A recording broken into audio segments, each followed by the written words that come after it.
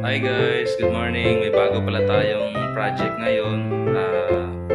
Ito na-request sa atin dahil barado yung zinc nila. So, i-check natin kung anong dapat alisin at saka anong dapat gawin. Ito yung zinc nila, bali dalawa. Pero barado na siya. Kung may available tayong liquid susa, pwede natin siyang ibabad muna. Hayaan natin mga ilang minuto tapos i-drain natin kung gagana siya. Pero pag hindi, kailangan nating i-open yung sa ilalim yan, yung filter niya.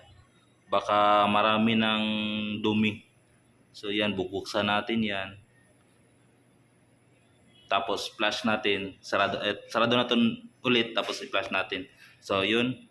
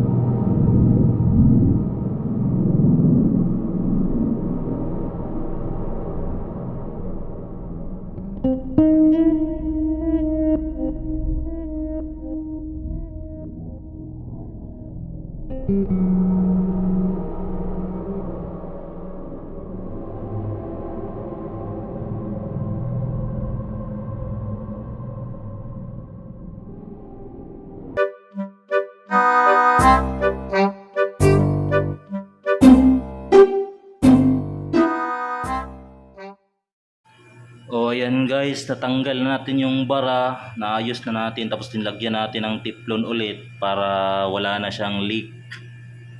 Ayan, maganda kasi yung pagkagawa ng zinc nila. Tapos hindi tayo nahihirapan dahil maluwang yung area. Check natin kung may bara pa. Yan.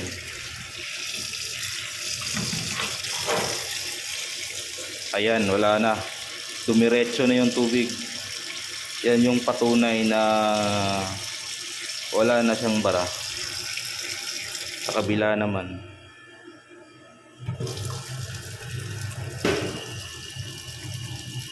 Ayan, diretso na rin yung tubig. So wala na siyang bara guys. Good.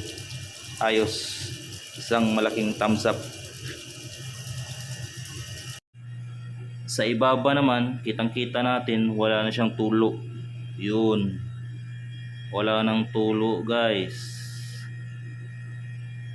Ayos. Di na mahihirapan yung mga kasama natin sa trabaho nito. So thank you.